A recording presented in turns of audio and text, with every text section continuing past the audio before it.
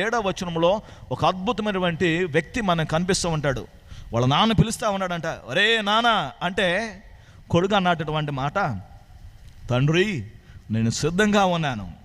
అంత మాత్రమే కాదు, ఒరే నాన్న నీ అన్నవాళ్ళు గొర్రెలు మేపడానికి వెళ్ళారా, ఎక్కడికి వెళ్ళారో తెలియదు, నువ్వు వెళ్ళి వాళ్ళతో ఉండరు అన్నప్పుడంట ఆ యవనస్తుడు షెకెము, హెబ్రోను, దోతా అన్నటువంటి ప్రాంతాలకి, ఎడారి ప్రాంతాలకి ఒక్కడే ప్రయాణం అవుతూ ఉంటాడు. ఒకడే ప్రయాణమైన తర్వాత ఈ అన్నవాళ్ళందరూ కలిసి ఆ యవనస్తుడు ఏం చేసా గుంటలో పడేశారు. గుంటలో పడేసి అన్యులకు అమ్మేశారు. అయినా కానీ ఆ యవనస్తుడు లేచి నిలబడి ఆ దేశానికి ప్రధానిగా నిలబడ్డాడు. అవును క్రీస్తునందు ప్రేమితులారా, ఎవరు ఆ యవనస్తుడు?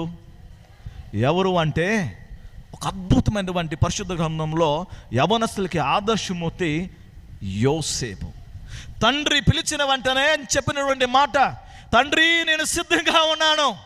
అడిగిన వెంటనే హెబ్రోను, షెకెము, దోతనటువంటి ప్రాంతాలకు ఒకడే ప్రయాణమయ్యాడు.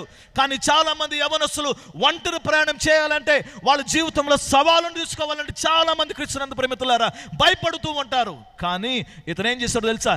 ఎక్కడ పడ్డాడో అక్కడ లేచి కొత్త చరిత్రను సృష్టించాడు.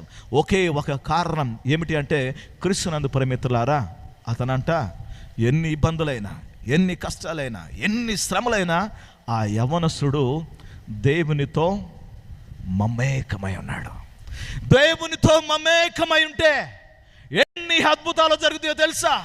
అవును క్రీస్తునందు ప్రేమితులారా, మనం నమ్ముకున్నటువంటి దేవుడు రాత్రికి రాత్రి నీవు బ్రతుకు దినాలను ఆయన మార్చేస్తాడు.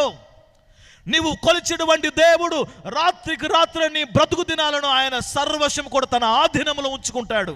ఎప్పుడైతే నువ్వు దేవుని మీద ఆధారపడి యవనస్తుడా నీవు బ్రతుకుతూ ఉంటావో, కష్టమైన, బాధైన, శ్రమైన, నీరసమైన, ఒంటరిగా ఉన్న నీ జీవితంలో సర్వస్వాన్ని కోల్పోయినా, లేకుండా నీ జీవితంలో ఎటు వెళ్ళాలో నీకు తెలియకపోయినా, ఒకవేళ నువ్వు దేవుని మీద ఆధారపడితే ప్రియబిడ్డ, ఖచ్చితంగా ఈ వాక్యాన్ని నువ్వు రాసుకోవాలి, నీ గుండెల్లో నువ్వు పదులుపరుచుకోవాలి. ఏంటిదంటే నీ దేవుడు నీ బ్రతుకును మార్చేటువంటి వ్యక్తి.